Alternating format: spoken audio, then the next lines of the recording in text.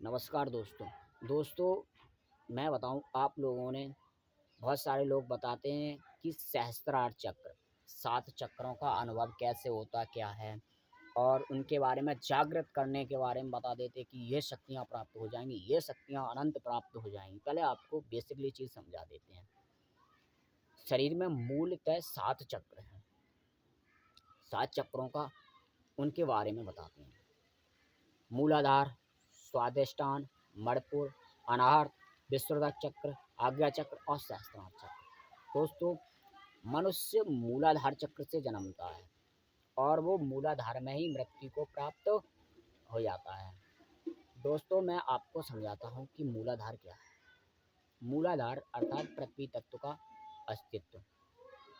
मनुष्य का जन्म 5 चीज़ों से होता है: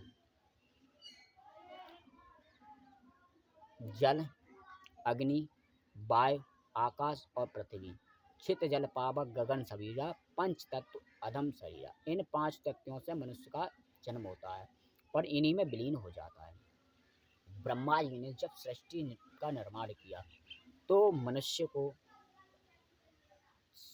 7वें पृथ्वी लोक में बसाया। 14 भवन का निर्माण किया तो 7वें भवन में मनुष्य को बैठाया, वहीं उसका निर्माण किया और 7 ही मनुष्य के अंदर चक्र बनाए थे। इसलिए ब्रह्मा जी ने 7 चक्र, जो व्यक्ति मूलाधार से जुड़ा रहता है और उसी में विलिप्त हो जाता, नष्ट हो जाता, अर्थात वो पृथ्वी तत्व पर बार बार आता रहता है। मूल का अर्थ होता है जड़, मूल का अर्थ होता है जड़, और सहस्त्रार अर्थात ईश्वर की प्राप्ति करना। सहस्त्रार, और जो अब ब्रह्मा जी के बनाए हुए 7 हम लोकों के या भवनों के नाम बताता हूँ। पृथ्वी, नीचे से पृथ्वी, सिद्ध, ध्रुव, महलोक, जनकलोक और तपलोक और सत्यलोक।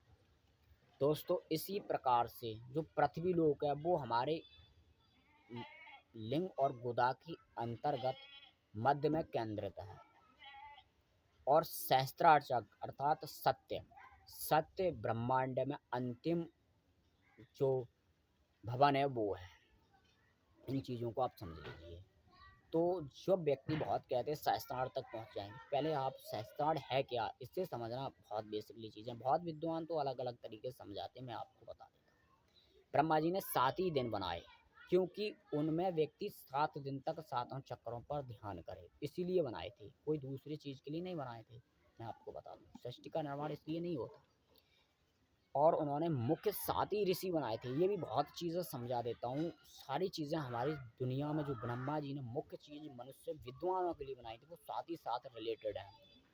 और ब्रह्मा जी ने 7 ही जो ऋषि बनाए थे वो 7 ही ऋषि थे। और ब्रह्मा जी ने 7 महासागर का निर्माण किया था और 7 ही महाद्वीपों का निर्माण किया था।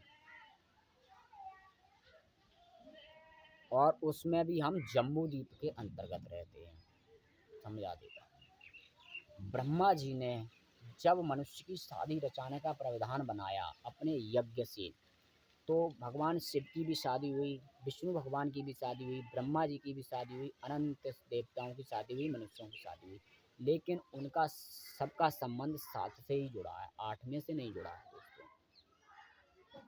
अब जो व्यक्ति मूलाधार से उठ स्वादिष्टान में पहुंचता है वो सिद्ध पुरुष कहलाता है, वो सिद्ध हो जाता है। जैसे कि तंत्र से सिद्धि, पाणी से सिद्धि, इस प्रकार वो सिद्ध हो जाता है। फिर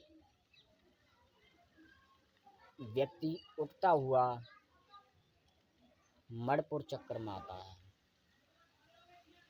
ध्रुव लोक में पहुंच जाता है, क्योंकि उससे अनंत शक्तियों की जानकारी हो जाती है। दोस्तों, मैं पहले आपको समझाता हूँ कि ध्यान की 2 अवस्थाएं होती हैं।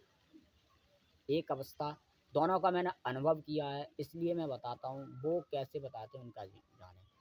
देखो, जो दिन में ध्यान करते हैं सुबह की अवस्था में, कुछ तो ध्यान आज्ञा चक्र पर करते हैं, कोई अपने हृदय पर करके करता है, कोई मूलाधार पर, सहस्त्रार में कोई नहीं करता है। कुछ नाक की इन अवस्थाओं पे यहाँ ध्यान केंद्रित करते हैं, तो उनकी श्वास की गति धीमी होती चली जाती है, धीरे-धीरे धीमी होती चली, एक ये अवस्था होती है। दूसरी, ध्यान की आँखें बंद करके ध्यान अवस्था में चला जाना, और उस अवस्था के अंतर्गत सिर्फ़ मनुष्य को अपना शरीर दिखाई देता, वो भी एक प्रकाश की ऊर्जा सहित। उसके शरीर में और कोई चीज़ नहीं दिखाई देती उसे, और उसे पूरा ब्रह्मांड उसी के शरीर में समझ में आने लगता है। ये 2 प्रक्रियाएँ मैंने ध्यान की जानी हैं, जो मैं आपको बताता हूँ। गीता से मैंने सीखा है, और मैंने हठ योग की भी पुस्तक पढ़ी थी, उसमें इसके बारे में कुछ जानकारी ज़्यादा नहीं मिली थी मुझे। जो भी है मेरा अनुभव मैं आपको बताता हूँ। एक प्रक्रिया इस प्रकार बताई गई थी कि ध्यान में जाते-जाते आप ध्यान में चले जाइए। ध्यान में जाते-जाते एक अवस्था आएगी कि आपकी श्वास धीरे-धीरे छोटी होती जाएगी, और आप साँस आप लेना ही बंद कर देंगे, ऐसी अवस्था आ जाती है। साँस जब लेना बंद कर देंगे, तो धीरे-धीरे साँस छोटी होती चली जाएगी, छाँट बहुत छोटी होती चली गई, साँस इतनी छोटी एक ऊर्जा का रूप लेगी, और यहाँ भ्रकुटी के बीच में ऊर्जा का रूप। अंतिम स्थिति ऐसी आ जाती है कि मनुष्य को साँस लेनी पड़ती है, वहीं से वो तार ब्रह्मांड का छूट जाता है। ये ध्यान का अनुभव मेरा रहा है। दोस्तों, ध्यान किन-किन स्थानों पर, एक तो शिवालय में ध्यान करना चाहिए, या एक मठ में ध्यान करना चाहिए। मठ में क्यों? मठ में ध्यान करने के लिए जो मंदिर होता, उसके चारों तरफ दीवार होती, और उसके ऊपर एक त्रिकोण मंदिर 3 कोण वाला ही बना होता उसके अंदर, और उसके ऊपर एक पात्र लगा होता पतला सा। वो पात्र किस लिए होता है? जो ब्रह्मांड की विशुद्ध शक्तियाँ होती हैं, अनंत शक्तियाँ, वो उस पात्र के अंदर नीचे गिरती हैं, और वो ऊर्जा के केंद्र में जो व्यक्ति बैठा होता है, जो ध्यान की अवस्था में होता है, उसके ऊपर विश्वमय शक्ति का अटूट प्रभाव पड़ता है, और गिरती हैं शक्तियाँ। धीरे-धीरे उसके शरीर में कभी-कभी वो व्यक्ति बीमार हो जाता है। क्यों हो जाता है? इसका कारण ये रहता है क्योंकि वो विश्वमीय शक्ति को झेलने की अवस्था नहीं होती उस शरीर के अंतर्गत, तब वो बीमार होता है। परंतु वो निरंतर ध्यान करता रहे, तो वो स्वतः ही ठीक हो जाता है, और उसे परमानंद की प्राप्ति होती है। दोस्तों, ध्यान के लिए महर्षि विवेकानंद और उनके गुरु परमहंस अनंत ऋषि हुए हैं, कश्यप ऋषि, भृगु ऋषि, जो ध्यानों से भृगु ऋषि ने एक शास्त्र का निर्माण किया था, जिसका नाम है भृगु संहिता। दोस्तों, इसके बारे में कभी चर्चा करेंगे। धन्यवाद दोस्तों।